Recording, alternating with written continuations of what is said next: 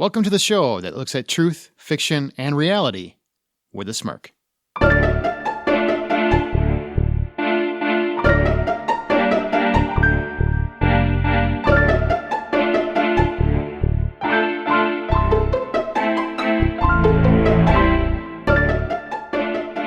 I'm Aaron Peterson. I'm Amanda Sink. And I'm Zach Parkerson. And welcome to Smirk. One of our authors each week, this week it's my turn, writes a story, and then at the end of that story, the other hosts are going to decide if they know what the moral is, then we're going to talk about the story or the topic within that story a little bit more in detail. Are you guys ready to hear my story? I got a good one, I think. And you say I'm pretentious. I'm sitting at the edge of my seat. This feels like snark. It's more of a smirk. It's, yeah. Oh, you beat me to it. All right, well, I hope I can keep you guys' attention because it is a little bit of a long one, so settle in. I'm about to tell you a story.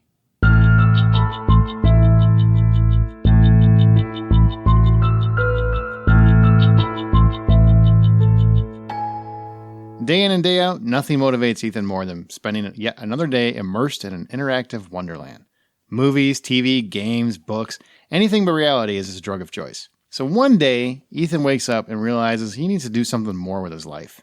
He needs something more. The problem is he has no idea what that something actually is. He's tired of living this life of safety and seclusion, so he decides it's time to take a few chances. Ethan begins his daily internet searches, perusing random sites, looking for intriguing concepts, finding an idea that will gain his attention, and he finds one. Backpacking. Yeah, backpacking. Upon his reading, Ethan learns that backpacking can be a fairly dangerous activity, and one someone should never attempt alone. So he recruits one of his closest friends, Wade, to join his venture. Together, Ethan and Wade put together a date, they put together a plan, they set out to become backpackers in the UP of Michigan in a desolate section of 90,000 acres of wilderness known as the Porcupine Mountains. Ethan and Wade do their due diligence in their research. They buy all the necessities they seem to need: tent, sleeping bag, food, medical kit, clothes, water purifier, portable fire, pans. Too much, in fact. They believe they are ready to go, and the next thing they know, the trip has arrived. A long road leads to excitement as Ethan and Wade finally realize that they are almost to the mountains. They arrive, they strap on their packs, they're ready for their new adventure. Their phones no longer work, and there is nowhere to call for help if anything should happen anyway. This is about as remote as it gets. They verify with the park rangers that the route they are taking will have sufficient water for their hike, and they arrive at the trailhead ready for adventure. They are officially on their own. As they begin their hike of over 20 miles of mountainous trails, Ethan begins to feel queasy. 75 pounds on his back and a little cardio in his life has seemed to do him a little bit of a disservice. There are only 2 hours and a couple of miles in, and already discomfort has arrived.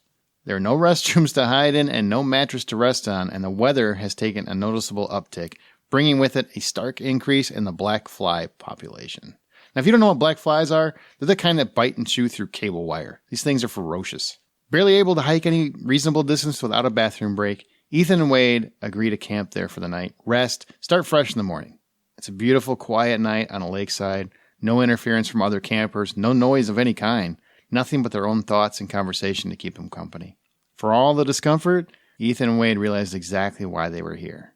The next day, after some beautiful scenery and solid bonding between friends, they arrive at their next campsite, a soft bed of pine needles surrounded by a running creek directly to the east of them, a serene picture only found in postcards and Nicholas Sparks novels. The pine needles cracking woke Ethan up first. The heavy breathing followed next. Deep, heavy breathing.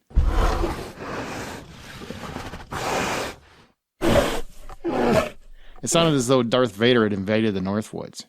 Whatever it was had come to their campsite, most likely on a hunt for human flesh, I'm guessing. And Ethan, he was pretty terrified, maybe even tinkled a little, but he kept his cool, and eventually the monster sauntered off into the darkness. When Ethan and Wade awoke, the first thing they noticed were the claw marks on the tree. Overnight, something had clawed a nearby pine tree to shreds. They chose to believe this devil monster was sharpening his nails for the kill, scared off only due to the 2-day lack of showers sleeping between those tent burritos. They laughed, while secretly realizing they escaped a face-to-face with a bear, packed up, and headed off on their next hike. The final 2 days of this hike would take care of those last 12 miles, splitting them up in two as they moved up and over the mountain and back to the car. A couple of miles traveled and something began to sink in, and there was no water anywhere. The temperature was rising, hottest day of the year thus far, and the streams and ponds these two were promised were nowhere to be found. They continued their trek, ultimately running out of water, even after careful moderation. If they're in your home, this isn't a problem. You hit a gas station, you refresh yourself.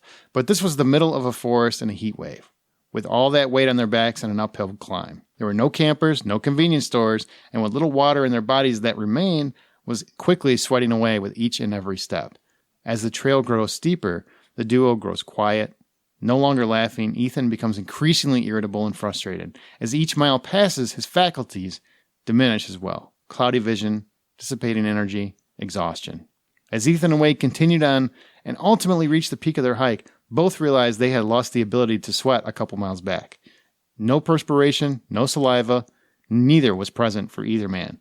They knew they were in dire straits when they finally emerged atop the trailhead. They pushed each other with every ounce of energy. Small steps felt enormous, and it took all of their energy just to get to their car. But they made it together. They immediately guzzled as much water as they had handy. 2 gallons between them were emptied as both men waited to feel some semblance of normalcy again. And as the feeling of life eventually seeped back into their core, the men waddled over to the trailhead, looked down at 10 miles of sheer hell that they had just endured. And as they looked down at this trail, eventually the exhaustion gave way to an odd sense of accomplishment. And when their eyes met again, they both knew exactly what that meant. They had to do this again. And so they lived. That's good. Yeah. Do you think it was going darker? I didn't know. So what do you think the moral of the story is? Something about finding an outlet or learning to find adventure in a mundane life. Okay. All right. Amanda, what do you think the moral is? Survival and accomplishment. You're both so wrong. It's wrongness. That's what you are. That's the moral of the story is you're not correct. Wow. Tell us how you really feel. Very meta. The moral for my story is you cannot prepare for everything, so make your preparation count. Because the most important decision Ethan made was to bring a friend on his journey. Had he went alone, even with everything else that he had with him, there's a big chance that he might not have made it out unscathed. But would anybody have missed Ethan? That's really what it comes down to. That's the moral of the story as I read it. That's a fair argument. Poor Ethan. Or is it really? Poor Wade. He has to deal with Ethan. Hey, come on. They're friends. They have to deal with each other. The boys. Yeah, they're friends. They're boys, and they got each other through it. Gosh darn it. People So like 2 gallons of water. That's a lot of water. That's a lot of pee. So you can't always prepare, huh? You cannot prepare for everything, no. Okay. So make your preparation count. Yeah. That's the moral. You got any questions for us? I do. My first one, how do you know when you're ready to live in nature? You don't. You just don't do it. There's bugs. You already talked about the flies. That's a problem. Don't do it. I'm not making it up. Have you ever been to the UP of Michigan? No. Or seen a black fly? They are the size of a Buick, if you know what a Buick is. They're that big, and they bite through things, like through your clothes. They will actually bite through clothes. So you remember when you asked me if I had ever been there? That's exactly why that's a hell no.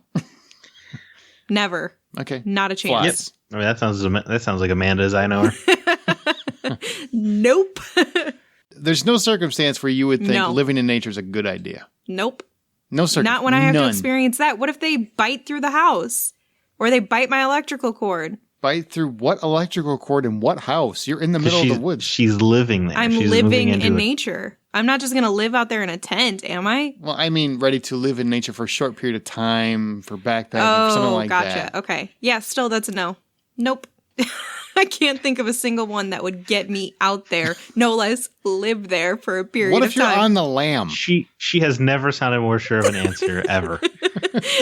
I don't think I have been. I would probably commit murder before I had to do that. That's a no. That's Commit murder so she didn't have Yes, to do that. exactly. So then I could go to jail and not live outside. If Ethan had asked her, Ethan would not be alive right now. Poor Ethan. What about you, Zach? How do you know when you're ready to live in nature? When you can sprint up a flight of stairs without losing your breath, I guess. That's important. Yeah. Yeah, there's a lot of up and down going on in the UP. Or backpacking in general. Then there are Backpacking people. in general, yeah. You go on the East Coast, West Coast. There's all trails all over the country, and you can take them. There are people that take hundreds of miles of trails where they just backpack, and it's insane to me. Those people are insane. Well, there's something to respect, though, don't you think? I mean, I don't. I think they need to be evaluated. you don't see the account. Like, there's an accomplishment there. People think when you win a gold medal, it's an accomplishment. I think backpacking 100 miles is quite an accomplishment. If there weren't so many bugs and insects, I would absolutely be down for trying it out. But there is no way you're getting me out there, and there's no way that that's where I'm going to live. We've already established the longest hike Amanda takes is from her house to the car. No, I have to walk around to different places. But yeah, no, that's a... We understand your placement, but still, for people that are willing to deal with that. I don't understand why they're willing. I can't get in that mindset. I think it comes down, you need to be more physically fit than you think you would need to be. You have to be okay with, you're not going to socialize with people for a few days, other than the guy you bring, I guess, or the gal you bring. You have to be mentally prepared, not just physically prepared to go out there, but you have to be mentally prepared to get through whatever you're going to encounter, whether that's giant flies that could eat your entire head, or if it's just a dehydration for a short period of time. I'm running low on water. What am I going to do? You have to constantly, I feel like, be thinking about the possibilities of what could go wrong and how you're going to deal with it when you're that reliant on nature and you have no other opportunities to have someone save you if something goes wrong. In those woods, I'm assuming there's probably, obviously, there's a lot of bears out there. So you have to constantly figure out, what do I need to do to avoid having, attracting those animals my way? What do I need to do to ensure that my water is purified if I forgot to bring my purifier? You know what I mean? There's so many different things that you have to be mentally and intellectually there and present for. Not more than, but equal to your physical preparedness. I mean, yes, you need to be in shape. You need to not be a giant smoker, because I don't think you'd get through it if you were a massive smoker. As opposed to a tiny smoker? Well, I mean, if somebody who's a heavy smoker, a chain smoker. I feel you. Okay. Zach, we know how she feels. She's very adamant. She would never do that. Would you ever do that? Yeah. Oh, yeah. I feel like it's an excuse to actually have to survive, because everything in life is so taken care of for you. There's a fast food restaurant on every block. Out there in the wilderness, you only got yourself and what you brought. If you didn't bring enough, you gotta improvise. So it sounds exciting, is what I'm saying. Does that mean eating Wade's leg if you're Ethan and you run out of food? Sure. No one will ever know. Wade's not going to limp all the way back to the car. So now you got a couple of legs and you got some arms. You just happen to mention, hey, he never showed up. He went for a walk, something like that. He never came back.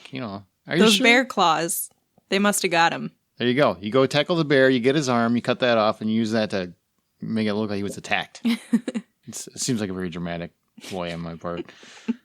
It's interesting that you would say that that's the reason you would do it. You would do it to survive, as opposed to remove yourself from social media and conventions and whatnot, to disconnect yourself. Yours would be just to prove that you could do it, as opposed to, I want to disconnect. There is certainly the aspect of disconnecting, getting away. No one can. Less about disconnecting, more about disconnecting from other people. It's not that I want less social media, it's that I want less people texting me. That's pretty funny. Busy man you are. People want my attention. I just get so tired. Do you just send text messages to yourself? Is that really what it is? Oh, I am my favorite conversationalist. You look nice today. You know what? Thank you. So do you. No, I don't say that to myself. It's like those people that tell Alexa, tell me I'm pretty. Will she do that? That's what I heard. Don't say that word too loud. She's always listening. Yeah. She's probably listening to this. If you're listening to this podcast on Alexa, does that mess it up? Alexa. You have to be pretty loud. Alexa, play some Barry White. Let's get down.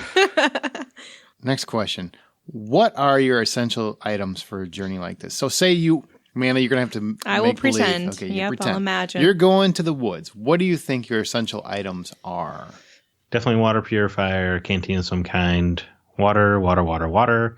High protein trail mix, beef jerky, stuff like that. Keep your body rolling. Some smart light foods would go a long way. Not astronaut food or MREs, because those are gross, but you can find the right food. All right. This is probably going to be more difficult for me because I've never had to put myself in this position. Can't take a TV. You cannot take a television. I would not want to carry that. And that's the problem is I have to think about stuff that's super light that I can carry on my back that's not going to make me complain. A Kindle? Actually, I probably would bring a book. I wouldn't bring a Kindle. I'd bring a book. I don't like. So you'd bring heavier and weightier things. I would just bring a book. Just a book. You bring a Nintendo Switch. That's portable. Really disconnecting. Yeah. They are portable. That's true. Uh-huh. Well, obviously water. I don't know if you can I don't know how you would naturally purify without a purifier. If a purifier is heavy or boil it, you can boil it. Mm-hmm. So a purifier, it sounds like it might be small and you can do that easily. So I guess bring that, bring some water. At least if there's rivers nearby, then you can purify if you need additional water. I don't know what foods you'd eat. Like, I'm not going to eat canned tuna because I don't eat tuna. You eat canned chicken. Oh, okay. Well, there's that. You can get them in foil packets now, actually. Okay. Yeah, there you go. I would probably, you know what I would do? I would reach out to someone who's done this before because I wouldn't make this decision on my own. And I would ask them, truthfully and honestly, tell me what things are essential for me having to do this. Other than me having something to keep me warm, I would have to research the area. Where exactly am I going to be? How far am I going to be walking? What kind of shoes do I need to wear? What sort of things do I need to know before going out there? Because it's not like I was in the Boy Scouts or the Girl Scouts or something and learned about trails. So I would be the person who would research and go to Google to figure out some of these essentials and find an expert on somebody who's done this many times and has been to this particular area. Because I feel like each area, not that I know, but each area probably has different things that you need to know before you go in there. Yeah, generally, yeah. I mean, well, because it just varying types of, like, how far away is the water from where you're intending to be? And how many stops of water do you have in case you run out of your own water? Well, keep in mind that Ethan and Wade, they checked with the ranger that there was enough water, and they were told that there would be, but there wasn't. Don't trust that guy. You have to plan for those mistakes, those errors. Every horror movie starts with trusting that guy. That's why I would plan out how can we make our trail work or our hike work with where the potential water stops, not water stops, but like rivers and lakes and stuff are as we're walking along. Because if we do run out of water, we need to know where they're at and they need to be mathematically set along our route. We shouldn't have to go 14 miles, east to get to the nearest water if we run out at this point. So I would do a lot of research with that and figure out more of scouting the location and figuring out what I need. And I guess for the temperature, dress accordingly. Not bring one set of heavy clothes if it's somewhere that's cold. I'd bring layers because I feel like layers are easier to change with the temperature because you never know if the temperature is going to drop or if it's going to rise or what. Lots of bug repellent. Obviously. Yeah. Get a mosquito net, put it over your face. That's a brilliant idea. You actually can get a face net. I'd also bring a knife just because you never know if you're going to need to fight a bear or if you're going to need to cut something or if you're going to need to, if you run out of your own food and there's an animal and you're starving, you need to be able to cut it. Or if it's fish, if you find fish in the river. That went dark. I know Amanda hasn't done this before because she thinks she can fight off a bear with a knife. No, but with a Swiss Army knife. I got a screwdriver too. For various uses is what I meant. There are a lot of purposes you could use it for. Get away, bear. I wouldn't Leonardo DiCaprio. Anyway, I would bring some sort of something because I feel like knives are useful. What if you can't get the package open? I just want to point out nobody's mentioned a sleeping bag or tent. I did. Your sleeping arrangements. I'm not sleeping anywhere besides a cabin. Sleeping tent, flashlight, those kind of things. Mine would be the tent that I would need would be very extensive. Because it would have to have like 5 layers to keep the bugs out. Jeez. Okay, obviously you do not belong outside anywhere. It would have to be Star Wars themed as well. Obviously. All right, so the final question. This is the big one, okay? Who can you trust to accompany you on a trip where your very safety can come to depend directly on them? How do you determine who that person is? Who's going to help me survive in the wilderness? Mm-hmm. Nobody. I am my only friend. You are a sad, lonely man. Trying to think seriously about specifically the wilderness. I'd bring you, Aaron. I know you've done this before. Yeah, that's about it, right? Kinda. It's a hard thing to come up with. It is a very difficult thing to identify the right person to take for something like that, because your life actually does depend on it. It can depend on it. So you can't just take your fun friend, because your fun friend probably isn't that responsible. Typically, they're great at a nightclub, but what do they know about? I need to drink water. We got to boil some water. Whoa! I wear glitter and sparkles. I don't know anything about boiling water. Who doesn't know how to boil water? You didn't know about it earlier. I knew that you could. I know how to boil water. You didn't know it was important. I didn't know if that would purify it, but I know how to boil water. Feels like you're the glitter person. I know I would not go to the wilderness, so there's that. I'd be busy drinking my 2-liter. Yeah. Cherry Coke is life. I think I could probably take my buddy Jeremy as well, although I don't know how much hiking he's done. I feel like not a lot of people have done this kind of thing before, Not in this day and age, no. Yeah. It feels like it's not too popular a hobby because it doesn't have spider webs or Captain America's shield or anything in it. I guess if you're doing it for fun, you would just take somebody that you could trust your life with. I could trust my wife with my life, for instance. Somebody who wouldn't want to trip you when the bear's chasing you. You don't have to outrun the bear. You just have to outrun whoever you're with. Yes, bring somebody selfless. I would need to bring someone who isn't stubborn, and I would need to make sure that I'm not too stubborn also, because I feel like you have to be able to communicate effectively when you're on some sort of trip like that. Yeah, run! Well, just a matter of something as simple as which direction are we going in? Which direction do we need to be going in?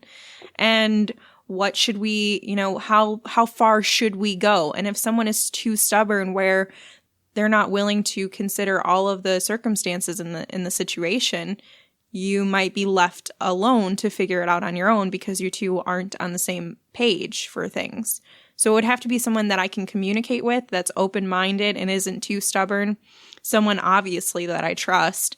Someone who has some experience in this. I wouldn't just go with any friend. It would have to be someone who has done this before, who we both have kind of looked into the area and figured out, the pertinent information pieces before we go on the trip. Someone who can still handle themselves. I don't need to baby them, but maybe they'll baby me and shelter me from the bugs. I don't know. Aaron? I want to go back to your point real quick, Zach, before we move on. When you said that there weren't many people who do this as a hobby, you don't think. Why do you think that is? Times change. I think it is hard for people to unplug. And the idea of going 5, 6, 7 days without being able to use your phone at all is probably not too appealing to people these days. That's where our lives are now, is the internet. So to go without it for a whole week, so to go without your life for a whole week, I think that's scary to people. Not only that, there are bugs out there. Exactly. You don't get to go to McDonald's. You don't get to just go grab a beer. Because even vacations, you go and you do a lot of relaxing, and this isn't exactly relaxing physically at all. Maybe mentally, because you get away from your damn wife for a few days. But yeah, I think that's a difficult prospect for most people to come to terms with. I feel like there's not a lot of people who do it, not just because they have a difficult time unplugging. I think that is a factor. But I think it's also because it's not something that's really pushed in society. And I don't think a lot of people have the time to take that much away and think of it as a vacation. If they're going to need to take time off of work, because a lot of people are working multiple jobs just to make ends meet, they're going to want to take that time to just unwind. And doing a backpacking trip is hard work.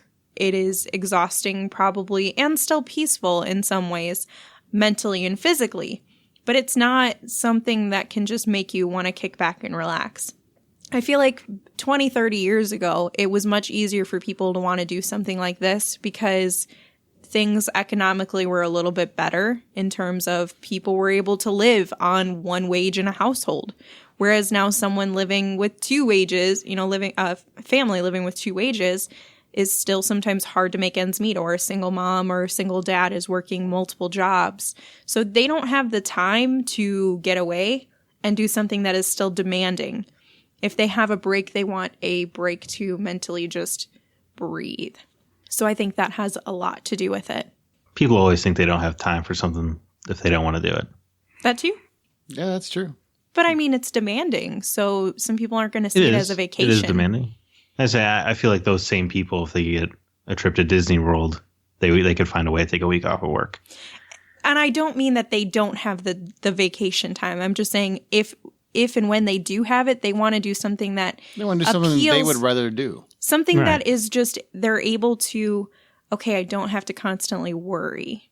Whereas I know people that won't do something like that because they can't unplug themselves. They refuse I think that's part of it, to disconnect from, well, I don't want to do that. I can't do that. Well, you can. You probably should. It actually would rest your brain a lot and then give you a lot of...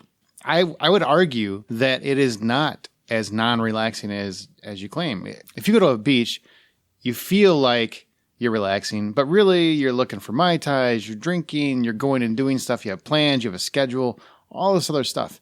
You're not relaxing any more there than you are backpacking. I would argue that you are actually relaxing more when you are disconnecting and you don't have your phone and you don't have plans and you're just there in the moment, experiencing life in the moment.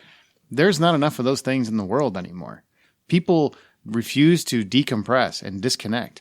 There's one of many activities, but that is one of those activities where you can do that. And it forces you to be comfortable in your own skin, to rely on yourself, to think, to actually think. People, I feel, have lost the ability to just be comfortable and think about things. They're too busy just going, keeping their mind busy. They're not actually stopping, contemplating, pondering, and going and getting lost in the woods where you don't have any communication with anybody else and you have no Facebook status. You don't have anybody telling you what tweet is important or what somebody's getting ready to do to another country or anything like that. There's no drama interfering. That is the most peaceful and restful place you could go, in my opinion. One of, anyway. I think it depends on perspective because this, and I know this is going to make me sound really bratty, but I could not find myself relaxed constantly having to, shiver from bugs and where are they. And for some people, it might be the physical demand of constantly worrying, am I going to get through this next hike in these next few miles? Or am I potentially going to die because I should have done that cardio? To each their own. Some people find relaxation in some things. And I think a lot of it is unplugging and needing to unplug. But I wouldn't say that it's like one of the only ways that you can do it. And I think it might be more stressful for some people than others. For me, it would stress me out because it's not something that I feel comfortable doing. So if you're not and it would push me to different limits. It would definitely push me to different limits that I haven't been before. But I would much rather do something like peaceful. Exercise. And... No, not exercise. I've exercised plenty before. But just the nature aspect. I love going outside and seeing beautiful scenery. Very quickly to your car. No, I do enjoy scenery and I love looking at beautiful parts of nature. I am in Illinois. This, nature is everywhere and beauty is everywhere. But are you in the same Illinois that other people have gone to? See, maybe you're not looking at nature the same way I do. It's mostly just crime. Yes, into the feds. And very beautiful colors in the fall time. No, that was blood. It's not going to relax everyone. And I think it all depends on how you are as an individual. Some people, everyone needs to find something to unplug from social media and from their phones and from electronics and do something that helps them relax. I completely agree with that. All right. Well, now let's get to the big question. Do you think my story was truth or fiction? Truth. It was true. That happened to me. That was actually a life experience. You were Ethan, weren't you? I was Ethan. I definitely wasn't Wade because that was. He sure wasn't Wade. Hey. Hey, man, I'm just keeping it real for you. Is it because Ethan tinkled in his pants a little bit? It's a true story. True story. So all those things were true. Everything that happened there was true, including the bear. We actually had a bear outside the tent, And it was terrifying. That sounds scary. It was only terrifying because you did not bring a knife.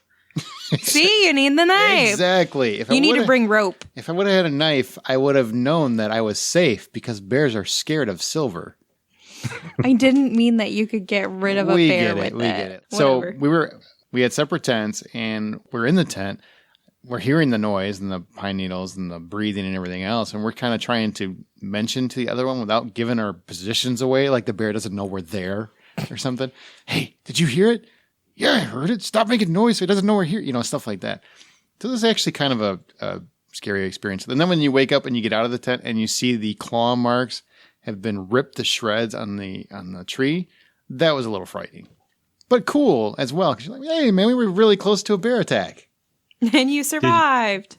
Did you just throw your boxes away afterwards because they had changed colors, or did you take the time to wash them? Yeah, I definitely probably needed new pants. It was actually pretty...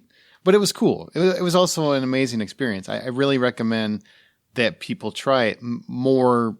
Don't go as bold as we did. We tried, a 20-mile hike when we should have taken a 2-mile hike. You need to moderate, build up to it, get used to what you're doing and understand it. But it was still a great time, except for the 10 miles uphill, where we did stop sweating and stop having saliva and spit, and we really thought we were going to die. It was a really horrible moment until you got to the top. And if you had died there would have been no Smirk. This is true, but I wouldn't have thought much about it. I wouldn't have thought much about it. I would have just thought about, I'm dying up here on a mountain. Why? Would you have looked death in the face with a smirk? Wow. You're going to throw that in at every opportunity that you get. I would have. What? When I wrote, isn't it the one time? What are you talking about? No, that's second. So, with that lovely story where you peed your pants, what's the name of this story? It's Tinkle. Tinkle is different than pee. You said you needed new pants. I thought the name of the story was Tinkle, and I thought that was pretty good. That's pretty clever. Yeah. I like it. Tinkle, tinkle, little star. No. The title is The Trail of Tears. I'm sorry, The Trail of Tinkling. This is a better name. That is not as dramatic as it should be. I like Tinkle, tinkle, little star. Tinkle, tinkle, little trail. You guys are making me feel bad. I was trying to share a moment with you and let you know. Oh, you did? Hey. Vulnerable. We get it. Yeah. You're crying. Hey, you couldn't cry. I couldn't cry. Dehydrated. Yeah. See, there's so how is this a trail of tears? That's the irony of the title. All right. Isn't it also the name of a horrific event in Native American history? Is it? I'm pretty sure. Okay, well, we should probably change that title. When they were all forced to go westward across the North American continent. So it's just the trail. We're just calling it the trail. The trail of dehydration? Nope, just the trail. We just shortened it. It's now the trail. Zach has shortened the story. Tinkle, tinkle, little star. Although I do like Tinkle, Tinkle, Little Trail. If you were to type trail into Google, the first thing that comes up is Of Tears. Well, I am pretty ashamed right now. It's a good thing we have a smart one here. Way to go out on a high note. You know what? As our show goes, we will occasionally pick listener stories to read and discuss on Smirk. And if you'd like the chance to have yours read, email them to mystory@smirkpodcast.com. We are finding our footing and whatnot. So hopefully we'll have some of those soon. And as soon as we do, we will be sure to throw those on here. Now, join the conversation by going to our Facebook group or follow us on Twitter @SmirkPodcast. And be sure to use the show's hashtag Smirk. Don't miss an episode. So be sure to subscribe to Smirk on your podcast app of choice and check out our website at smirkpodcast.com. I'm really sad that you guys don't appreciate backpacking as much as I do. Well, it sounds like you're in a minority. It feels like more people should try it. I think if you feel like you could bear it, you should do it. You should try it out. I see what you did there. That's funny. Okay, I think it's time to head out. And on that note, as you write your own life story, always remember to tell it with a smirk.